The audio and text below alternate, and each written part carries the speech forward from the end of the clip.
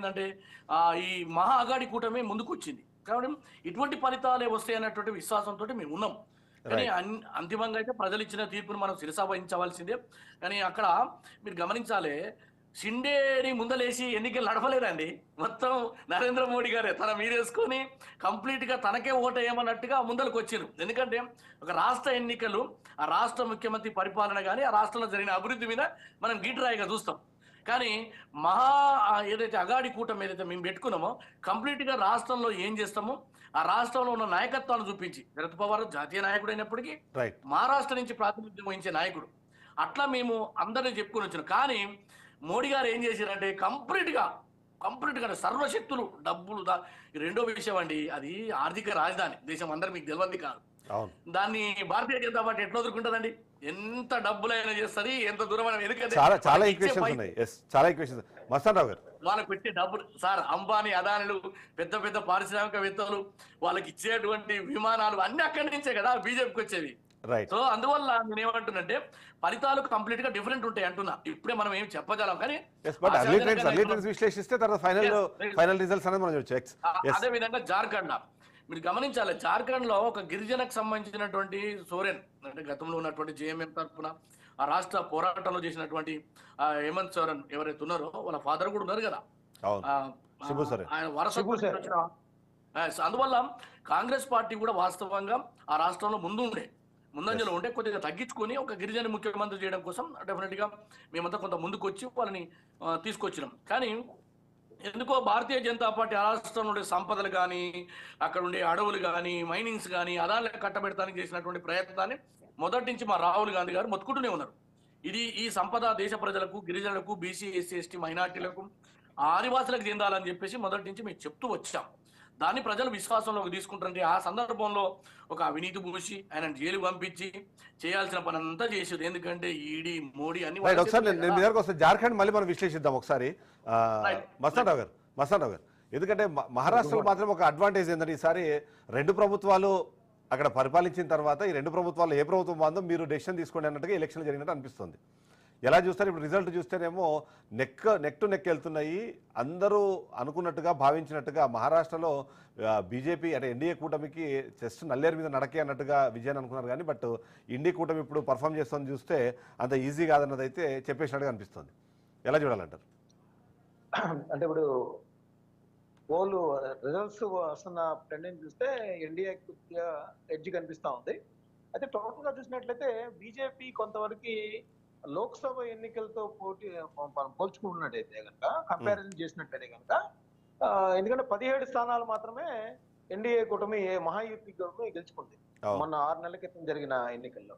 ఇప్పుడు దాదాపు అది ఆధిక్యాన్ని కనబరుస్తుంది. అంటే ఆ ప్రజల్లో వచ్చిన అసంతృప్తిని కొంత మేనేజ్ చేసింది, అంటే పోల్ మేనేజ్మెంట్ బాగానే చేసింది అనేది ఇప్పుడున్న పరిస్థితిని బట్టి 1 గంట 2 గంటలు అయితే ఏ పరిస్థితులు అయినా రావచ్చు, ఏ పరిణామాలను సంబంధించి ఇప్పుడున్న పరిస్థితి చూస్తే అట్లా అధిగమించిందని చెప్పవచ్చు. ఎందుకంటే 17 లోక్సభ స్థానాలు గెలవడం వేరు, 30 లోక్సభ స్థానాలు గెలిచిన మహా వికాస్ అఘాడీ కూటమి ఇప్పుడు 130కే ప్రస్తుతం ట్రెండ్ బట్టి రావడం అనేది కూడా కొంత, అంటే ఆ లోక్సభలో ఏదైతే పుంజుకుందో మహా వికాస్ అఘాడీ అది కొంత వెనకబడినట్టుగా ఇక్కడ మనకి స్పష్టమవుతుంది. అయితే మహారాష్ట్ర ప్రజలు కూడా ఎందుకో తెలియదు కానీ ఇప్పుడు శివసేన 2 చీలిక వర్గాలు, అదేవిధంగా ఎన్సీపీ 2 చీలిక వర్గాలు, అటు జాతీయ పార్టీలుగా కాంగ్రెస్, ఇటు బీజేపీ, వీటికి సంబంధించి వన్ సైడ్ విక్టరీగా, అంటే ఇప్పుడు మన ఆంధ్రప్రదేశ్ లో ఉన్నట్టుగా కాకుండా వన్ సైడ్ విక్టరీగా ఒక పార్టీకి ఉండకుండా వాళ్ళు కొంత రీజనల్ పార్టీలకి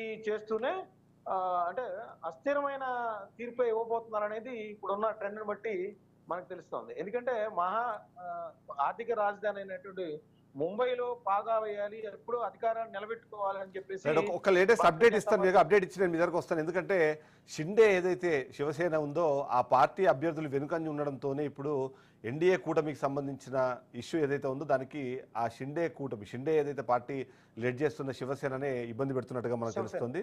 మరోవైపు కాంగ్రెస్ కూటమిలో అంటే 3 పార్టీలు దూసుకుపోతున్నాయి. ఓవైపు ఠాక్రే, శివసేన, ఎన్సీపీ పార్టీలు కూడా మంచి రిజల్ట్స్ ఇచ్చే ప్రయత్నం చేస్తున్నాయి. అందులో భాగంగా మనం చూస్తే 3 పార్టీలు అక్కడ ఈక్వల్గా పర్ఫామ్ చేస్తుంటే ఇక్కడ మాత్రం బీజేపీ మాత్రం ముందంజలో 93 స్థానాల్లో ఉంటే శివసేన, ఇక్కడ కాంగ్రెస్ పార్టీకి సంబంధించిన శివసేన ఇక్కడ 40 స్థానాలు ముందంజలో ఉంటే బీజేపీకి సంబంధించిన కూటమిలో షిండే శివసేన అన్నది దెబ్బతీస్తోంది. ఆ గెలుపోవటంలో తక్కువ చేయడానికి లేకపోతే అది లైటన్ చేయడానికి అది కారణమన్న అనుమానం వచ్చేలాగా ఇటు రిజల్ట్స్ అనేది మనకు కనిపిస్తుంది. ఎస్ మస్తాన్ గారు. అంటే ఇప్పుడు శేషు గారు చెప్పినట్లు బీజేపీ గతంలో ఏదైతే 100కు పైగా స్థానాలు గెలుచుకుందో అది నిలబెట్టుకున్న నేపథ్యం ఉంటే కనుక ఇప్పుడు మీరు చెప్పిన అజిత్ పవార్ పుంజుకుంటున్నారు అక్కడ. అజిత్ పవార్ పుంజుకుంటున్న నేపథ్యం ఉంది. సో అది మేనేజ్ అక్కడ కొంత దాన్ని కవర్ చేసే అవకాశాలు ఉన్నాయి. అంటే జాతీయ అధికారంలో ఉన్న పార్టీగా బీజేపీకి అనేక అడ్వాంటేజ్లు ఉంటాయి. ఎందుకంటే ప్రజలు కూడా జాతీయ పార్టీగా ఉన్న బీజేపీ కనుక అధికారంలోకి వచ్చినట్లయితే కొంత మహారాష్ట్ర అభివృద్ధికి నిధులు తేవచ్చని అని చెప్పిస్తారు. అందులో మనం 2 మేనిఫెస్టోలు చూసినట్లయితే కూడా అమిత్ షా గారు స్వయంగా ఇక్కడికి వచ్చి ప్రకటించి ప్రజలు మద్దతు కూడగట్టే ప్రయత్నం చేశారు. అనేక ఫ్రీబీస్ ని ప్రకటించింది అక్కడ. మహారాష్ట్రకి సంబంధించి అభివృద్ధికి ఏమేమి చర్యలు తీసుకుంటామనేది ఒక పక్కన మహావికాస్ అఘాడి మన తెలంగాణలో కర్ణాటకలో ఏదైతే వాళ్ళు కాంగ్రెస్ పార్టీ లీడ్ చేస్తూ ఫ్రీబీస్ ని ప్రకటించిందో అదే విధంగా అక్కడ ప్రకటించినప్పటికీ కూడా అమిత్ షా గారు కూడా వచ్చి అదే స్థాయిలో ఫ్రీబీస్ ని మనం ప్రకటించిన పరిస్థితి కూడా మనం ఇక్కడ చూడొచ్చు.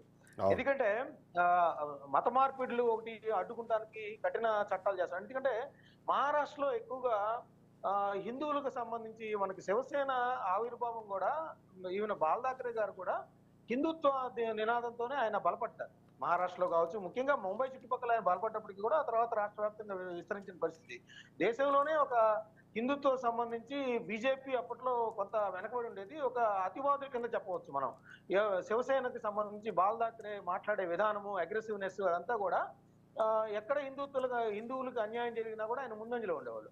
సో అక్కడ హిందువులను ఆకట్టుకునే ప్రయత్నం బీజేపీ చేసింది. ఇప్పుడు మనం పవన్ కళ్యాణ్ గారిని ఇక్కడికి ఇచ్చి తీసుకెళ్లి తెలుగు వారిని ఆకట్టుకునే ప్రయత్నం చేసినా అక్కడ ఆయన ప్రసంగాలన్నీ చూసినా కూడా హిందుత్వం అంటే బీజేపీ ప్రభావితమై ఆయన ప్రసంగాలన్నీ కూడా ఆయన వేషధారణ గాని ఆయన ప్రసంగించిన తీరు గాని చూసినట్లయితే